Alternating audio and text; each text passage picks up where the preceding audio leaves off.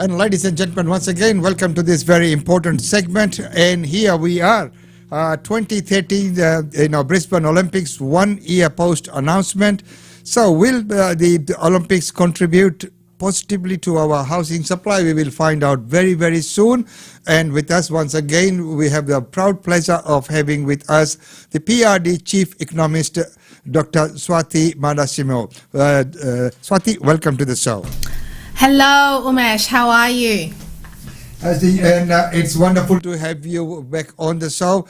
And hey, it's interesting to know that it's already 1 year, and I know that we have talked since, on many different topics, but today, 1 year on. So what does it mean for our housing industry? It's amazing, isn't it, Umesh, that it's already been 1 year. Time does go so quickly, and many of us would remember the fireworks that we had at South Bank back in July last year, when it was announced that Brisbane won the rights, or that we are the chosen ones to actually hold the Olympics. Now, the Olympics itself as an entity is a very, very exciting thing for us to be able to host. We all know that hosting an Olympics put that particular city on the worldwide map. We know that it makes everyone around the world have a look at us to see what is Brisbane, who is Southeast Queensland. Now, the question from a real estate perspective, and the question that I think a lot of Queenslanders want to know is, okay, so the Olympics is going to cost us quite a bit of money. We know that a lot of different government levels, whether it's federal government, whether it's state government, whether it's local council government, have actually committed a significant amount of money to running the Olympics, to refreshing our infrastructure, to building the athletes village, to do a lot of things that is related to the Olympics. And it's not anybody's fault that us as Queenslanders, we want to know what is going to be the long-lasting benefit for us, because the Olympics come and go, right? We might be preparing for it now. 2032 we will be hosting the Olympics, but then what happens after 2032? And I think that's what a lot of Queenslanders want to know. They want to know what is the plan after 2032, and how will the Olympics actually contribute to housing supply. Because in the past, we have seen different Olympics, for example, London, Sydney, Tokyo, where the athletes village or the stadium or like a range or a shooting range or some sort of field area that was used for the Olympics has been repurposed to create rental accommodation, to create houses, townhouses or apartments. So we have that knowledge. We have that knowledge of, in London, not only the first year, but then the 5th year, but also even now in the 10th year, because London just celebrated their 10-year anniversary since they last hosted the Olympics. There's more apartments that are coming into the Olympic areas of London, even now, 10 years past Olympics. So of course, us Queenslanders, we want to know, well, what does Brisbane 2032 going to bring in terms of housing supply, especially at a time right now where we know that we are very much so undersupplied, the vacancy rate is very low, and we are seeing so many tales and so many stories and so many case studies and examples of families not being able to find a home to rent or buy. So of course, this is something that we all want to know, Mesh. And of course, quite well said. So looking at the housing supply, and which we have, identified that there are people who are complaining that there is shortage of rentals, and of course there have been many measures that the government is taking as well. So just in preparation for the 2032 Olympics, what are some of the key, priority development areas that have been identified? So the government has definitely identified the North Shore Hamilton area as a priority development area. That North Shore Hamilton area has been identified as the place where the athletes Athletes Village will be built, and they have committed that the Athletes Village will then be repurposed to potentially build to rent, more affordable housing, more aged care, and of course more student accommodation, and also some hotels. What we want right now is, although that was what was said, and this is still what is currently being said, they've said this a year ago when the plans for the Olympics started to come out. So this particular news on the North Shore Hamilton being a priority development area, that the Athletes Village is going to be there, they're planning on building XYZ, like what I've just said, build to rent housing, more affordable housing, student accommodation, all of that we know already from 2021, when we first found out that we are going to be hosting the Olympics. The question is, it's 1 year past that now, and at the moment, we still have the same information. We still have the same, yep, that is going to be the priority area, that is their plan. And I suppose, you know, as someone who is very much so looking at housing supply and looking at what is it that Queenslanders need, I feel like we need more. I feel like we need more detail as to what will actually be built once the Athletes Village is repurposed. Once, you know, a particular area has been used for a sporting game, or it has been used for something else to host the Olympics. What is actually going to happen to those? How many apartments? How many townhouses? You know, it's those, you know what they say, Umesh? They say that it's always the devil is always in the detail, right? Yes. The devil is always in the detail, and we do have case studies where in Rio and Athens, for example, when they hosted their Olympics, they also had some big goals. However, there was a lack of planning and some mismanagement around the housing supply post-Olympics, that quite a lot of those apartments or those housing plans that were drawn up in Rio and Athens were abandoned, and it didn't happen. So of course, us as Queenslanders, we don't want to happen to, you know, we don't want that to happen to us. We want to have a well-planned, a well-detailed plan when it comes to our housing strategy, when it comes to our housing supply on the back of Olympics. And as you mentioned that the devil is in the detail, I couldn't agree more with that. As you know, that's something I always aspire to.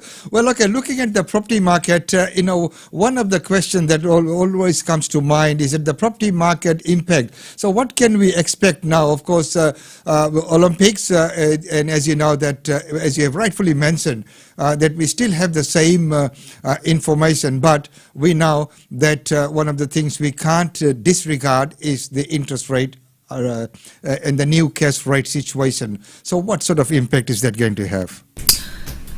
Look, Umesh, it's very interesting that you bring this up, because, you know, we're at a situation right now where we are seeing a slight slowdown in the property market, and it's already touching Brisbane, it's already touching Queensland. We first saw it in Sydney and Melbourne, and then New South Wales and Victoria. Now it's starting to touch Brisbane and Queensland, and a lot of it has to do with uncertainty. So there's certainty in the sense that if the cash rate keeps going up, then your borrowing power, how much you can borrow, goes down. So maybe beforehand you're able to borrow, say for example, 450,000, and with the cash rate keeping on going up, now you might only be able to borrow 430,000 or 420,000, which of course then makes you, you know, you might not be able to actually put a bid or put an offer into that house that you wanted beforehand. So there is always that impact, and people are a little bit uncertain right now on, is now the time to enter the market? Is now the time to actually invest in the market because of the cash rate going up?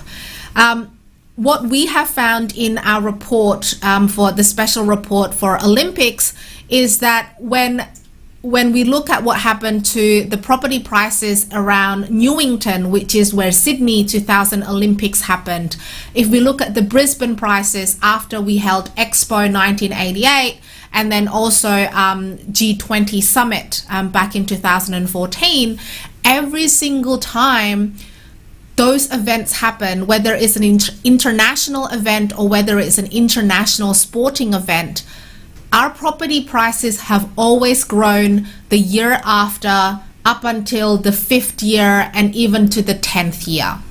On average, it grew by about 14 to 15% in the first year after the hosting of a sporting event or an international event. So what does that mean in dollar figures? It means that very affordable places like Ipswich, maybe around the Redland Bay area, if we go up to the Sunshine Coast around that Alexandra Heads sort of area, some more of the affordable areas in Gold Coast like Coomera and Pimpama, we might start to see them being $1 million suburbs in 2032.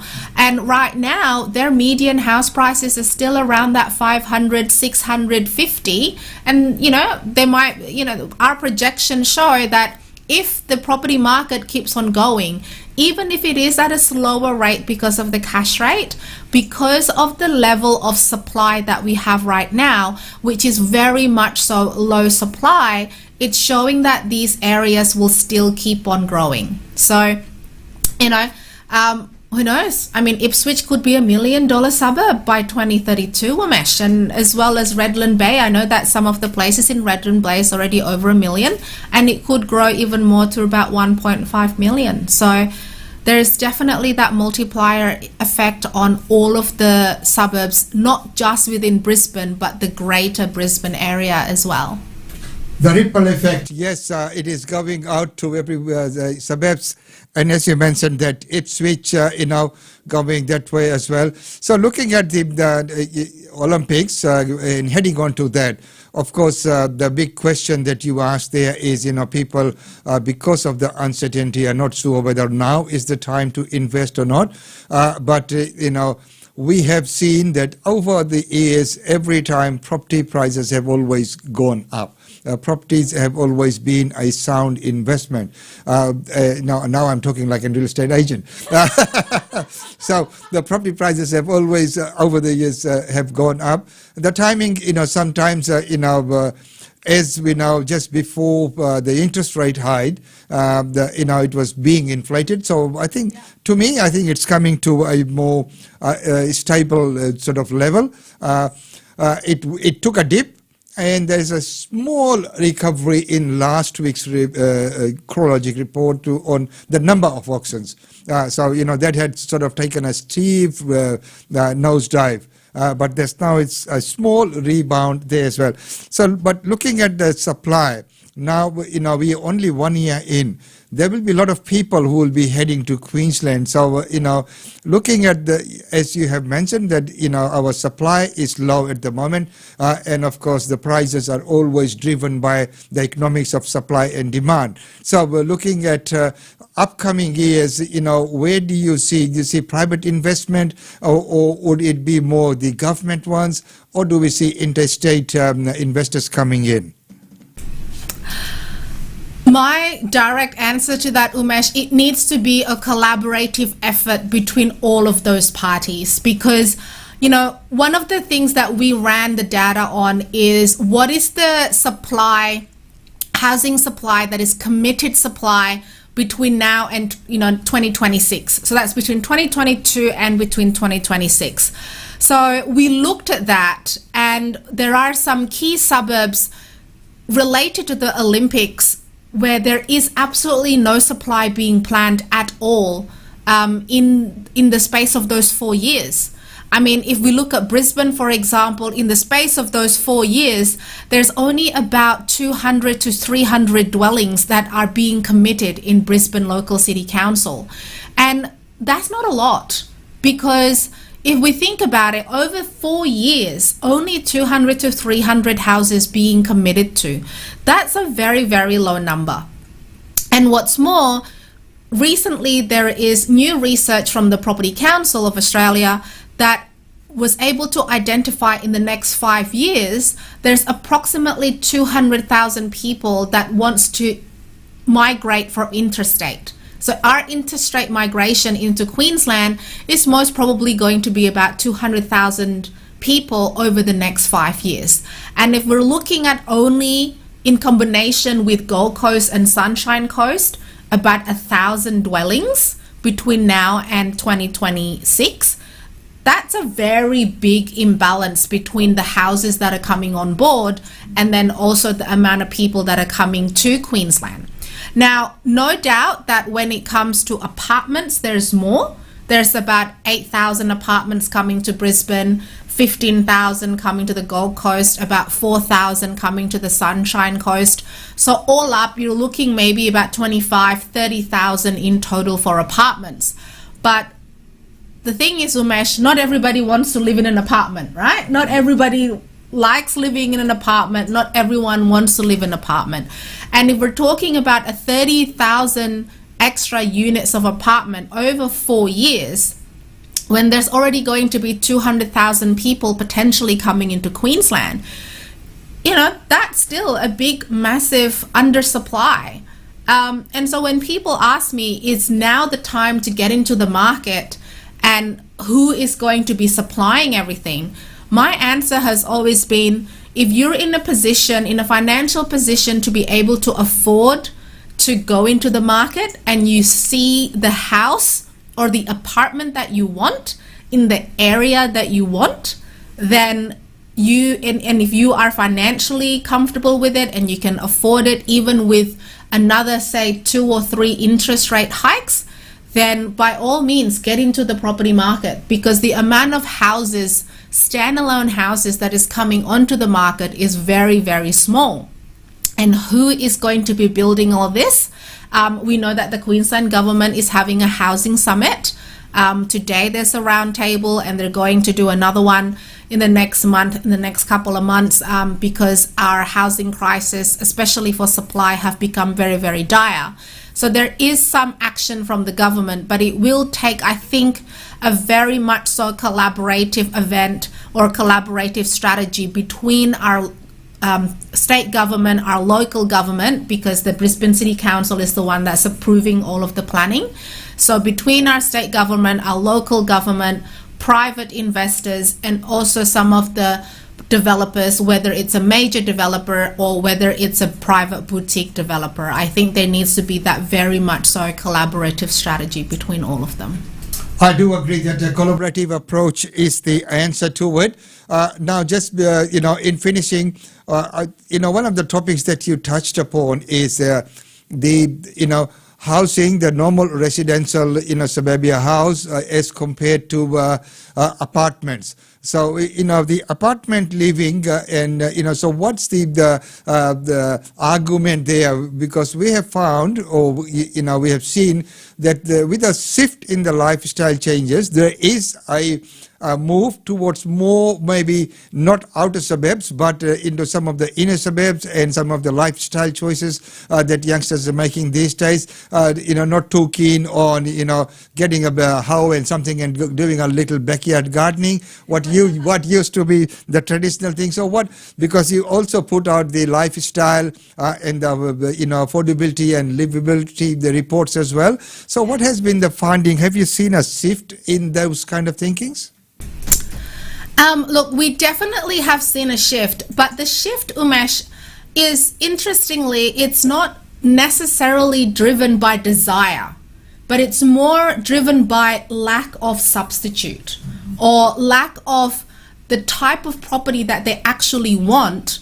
And so because there is a lack of that, they then have had to rejig, or they've had to reshape their expectation and find, okay, so what is actually in the market and what is something that can work for me as a substitute. Good example, a family of mom, dad, and say 1 or 2 children, right? Their ideal house might be in suburbia, say 500, 600 square meters of land, 3 or 4 bedroom house. Dad still loves mowing, so that's okay. He still wants to garden. However, for them to be able to find this type of stock, it might be costing them much more than, say, for example, if they buy a 2-bedroom apartment that is nearer to the city, or nearer to kind of like the fringe area of the city, and they're able to then access their employment, they're able to access infrastructure, entertainment. Maybe it means they don't have to drive for 45 minutes or an hour every single time. Maybe then it means that they don't have to always be spending money on fuel. They don't always be having to spend money on car maintenance or a lot of the other things, right? Because trying to find that, say, 600 square block of that house that they wanted perhaps mean that they needed to move out 20-25 kilometers from the city, and that might not work for their current work situation, and there's nothing that is affordable for them within the fringe city areas. And so they've had to reshape their expectation from a house to an apartment living, where they're going for a bigger sized 2-bedroom apartment, or maybe even a 3-bedroom apartment, because then as a small family they can still manage in it. Their child can still go to a favorite school that they might want to go to. They might be able to then, go to their work, which is in the CBD or near to the CBD, and it can minimize some of the travel and also some of the headache that comes with living out quite far away from the city. So sometimes, there is some, I would say, a small percentage that is lifestyle choices, in the sense that, they want more of that security of an apartment. The gardens are done, there's a lift, there's a gym, there's a pool, there's a spa, and all that kind of thing.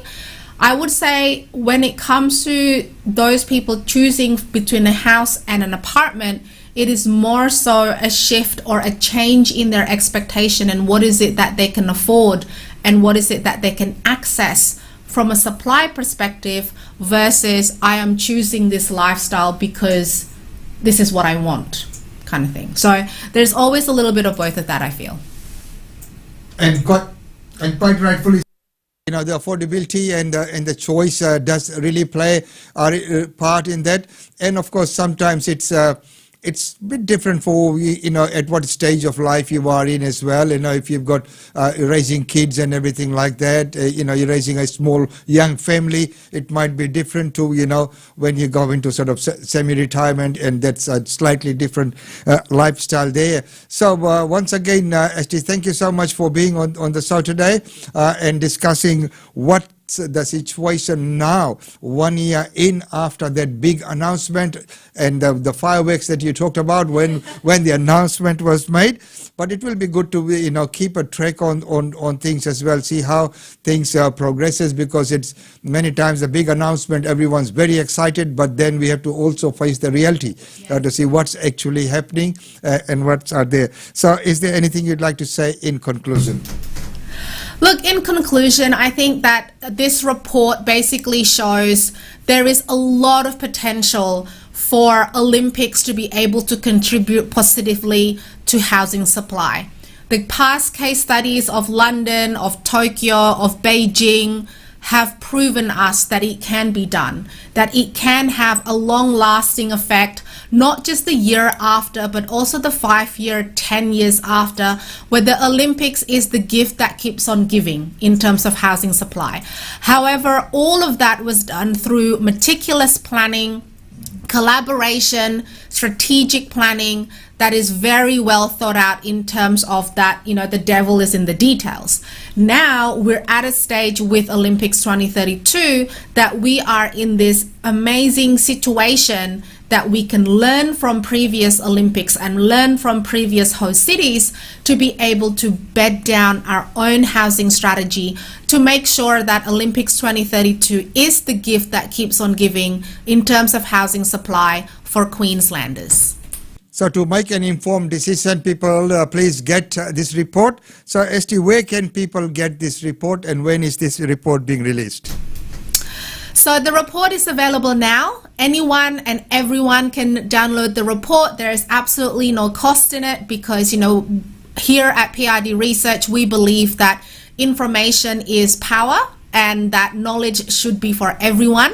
So if you go to www.prd.com.au, the report is pretty much the first thing that you're going to see. Or if you do a Google search on PRD Olympics, Just those two words. I tried it out this morning, Umesh, and it's the first link that you see on Google, and that will take you straight to the report. So hopefully it will be of some use to quite a lot of the listeners. And I'm pretty sure it will be of use because, as you have rightfully mentioned, that knowledge is power.